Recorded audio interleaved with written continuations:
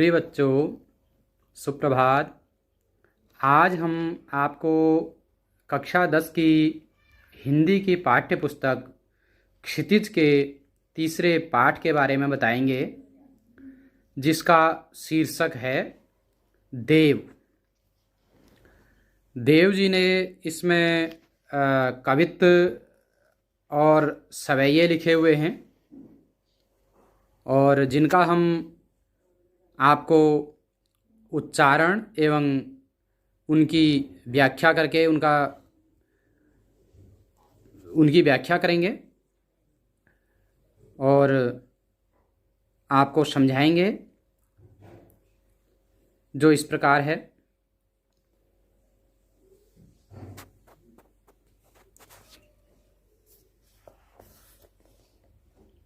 सवैया।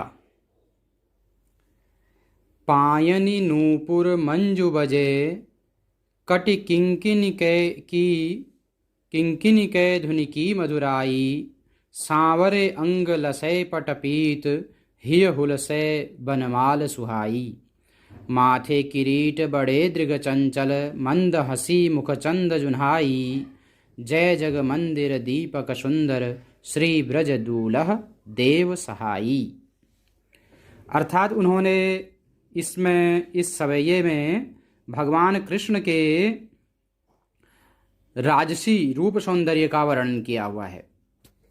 तो इसमें वो कवि देव बताते हैं कि पायनी नूपुर मंजु बजें, जो भगवान कृष्ण का रूप सौंदर्य का उन्होंने वर्णन किया है। तो पायनी अर्थात पाँवों में, नूपुर मंजु बजें, नूपुर अर्थात पैरों में पहनने वाला जो आभूषण है वो नूपुर कहा जाता है। मंजु बजें, उसकी बहुत ही सुंदर आवाज़ आ रही है, मधुर ध्वनि आ रही है। जब वह चलते हैं तो नूपुरों की मधुर ध्वनि बजती है। कटि किंकिनी कै धुनि की मधुराई। कटि माने कमर में, किंकिनी अर्थात करधनी, एक जो आभूषण है जिसे कमर में पहना जाता है, उसके मधुर ध्वनि सुनाई दे रही है। सांवरे अंग लसई पटपीत, उनका रंग कैसा है? सांवरा रंग। सांवरे अंग लसय पटपीत, पट माने वस्त्र, पीत माने पीले। और भगवान कृष्ण को पीले वस्त्र बहुत पसंद हैं, इसलिए उनके सांवले अंगों पर जो पीले रंग के वस्त्र हैं वह अत्यंत सुशोभित हो रहे हैं। हिय हुलसै वनमाल सुहाई। हिय माने गले में, हृदय में, हुलसै बनमाल सुहाई, और उनके गले में बनमाल सुहाई माने सुशोभित हो रही है। माथे किरीट बड़े दृग चंचल, माथे मतलब माथे पर, सिर पर, किरीट माने मुकुट, सुशोभित हो रहा है।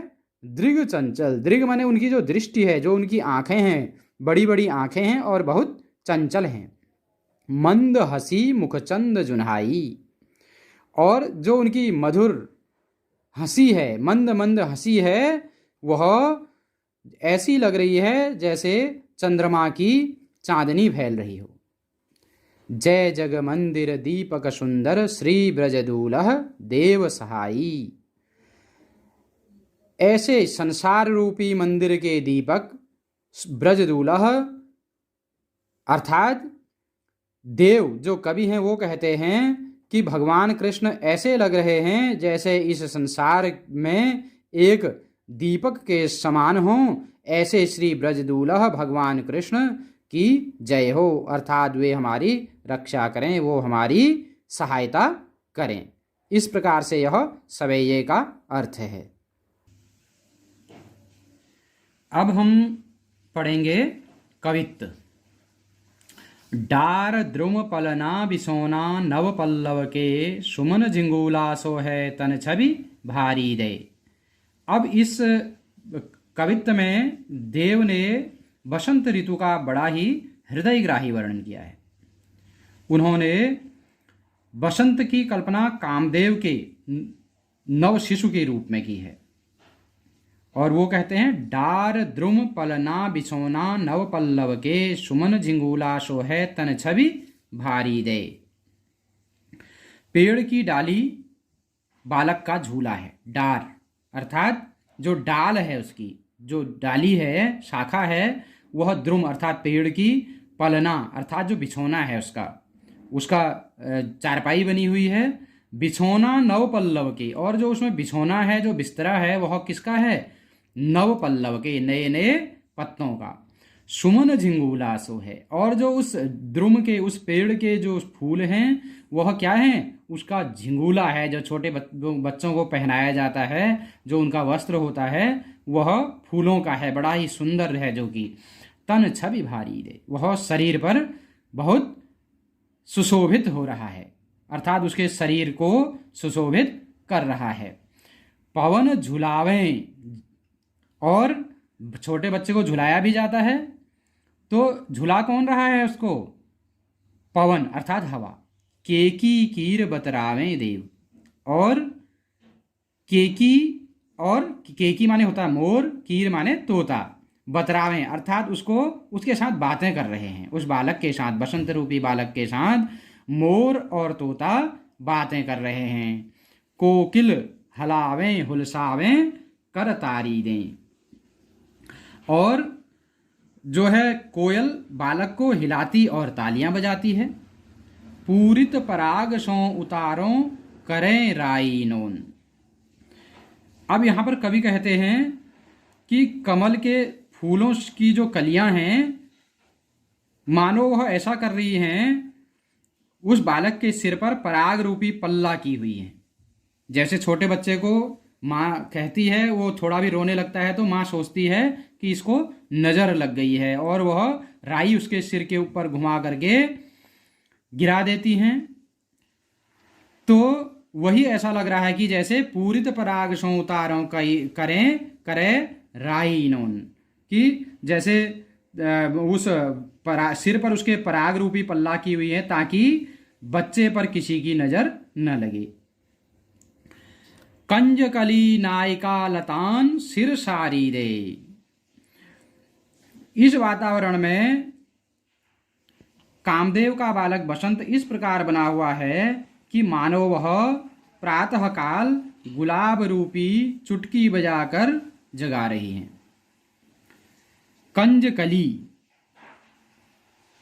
अर्थात नायिका लतान सिर सारी दे, जो कलियां हैं वह ऐसी लग रही हैं जैसे किसी नायिका के ऊपर लतान सिर सारी दे, जो लताएं हैं जैसे सिर के ऊपर साड़ी डाली रहती हैं, वैसे ही वह कंजकली जो है, उसकी जो लता है वह ऐसी लग रही है जैसे किसी सुंदर नायिका के सिर पर साड़ी डाली हुई हो। मदन महीप जू को बालक, मदन अर्थात कामदेव जी का जो बालक बसंत है, प्रातः ही जगावत गुलाब चटकारी दे, उसको बसंत कामदेव के बालक के रूप में वहां पर कल्पना की गई है बसंत की। तो वह प्रातः काल गुलाब जग करके ऐसा लग रहा है जैसे उस बालक को चुटकियां बजाकर खेल लगा रहा हो, ऐसी यहां पर कल्पना की गई है। अब जो अगला कवित्व है, इसमें चांदनी रात की सुंदरता का वर्णन किया गया है। तो है इस प्रकार है, जो फटिक शिलानी सो सुधार्यो सुधा मंदिर उदधि दधिकोशो अधिकाय उमगे अमंद। प्रस्तुत कवित्व में कवि देव ने पूर्णिमा की रात का बड़ा ही सुंदर वर्णन किया है। चांदनी रात का चंद्रमा बहुत ही उज्जवल और शोभायमान हो रहा है।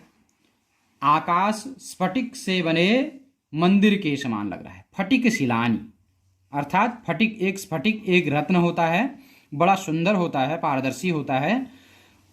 जो वह कैसा लग रहा है? फटिक शिलानी सो सुधार्यों सुधा मंदिर। आकाश स्फटिक पत्थर से बने मंदिर के समान लग रहा है। सुधा माने अमृत।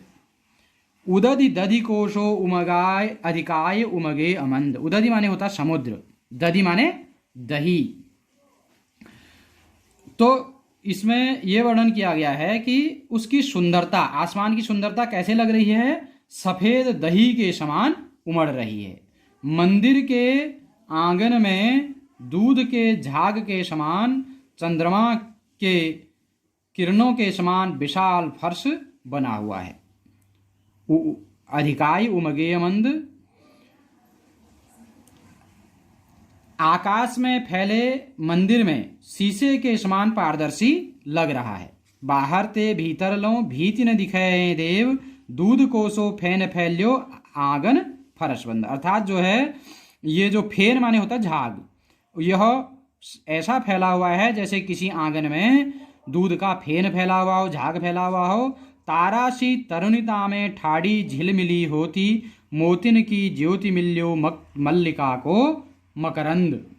आरसी से अंबर में आभासी उजारी लगे, प्यारी राधिका को प्रतिबिंब सो लगत चंद। अर्थात आकाश में फैले मंदिर में शीशे के समान पारदर्शी लग रहा है। चंद्रमा अपनी चांदनी बिखेरता कृष्ण की प्रेमिका राधा के प्रतिबिंब के समान प्यारा लग रहा है। अर्थात प्यारी राधिका को प्रतिबिंब सो लगत चंद्र। चंद्रमा ऐसा लग रहा है जैसे प्यारी राधिका का प्रतिबिंब लग रहा हो, उनकी परिछाया लग रहा हो। इस तरह से हमने इसका अर्थ जाना और आगे भी हम आपको इसी तरह से और अन्य पाठों के बारे में भी बताएंगे। और आप इसको अन्य अपने मित्रों के साथ भी शेयर करें और लाइक करें, जिससे कि सभी लोगों को इसका अधिकाधिक लाभ मिल सके। और इसके अलावा इससे संबंधित, हिंदी से संबंधित अन्य पाठों की जानकारी के लिए आप मेरे इस चैनल को, जिसका नाम है आचार्य विपिन चंद्र पांडे, इसको सब्सक्राइब करें, जिससे कि आपको अन्य वीडियो का भी आपको लाभ मिल सके। धन्यवाद।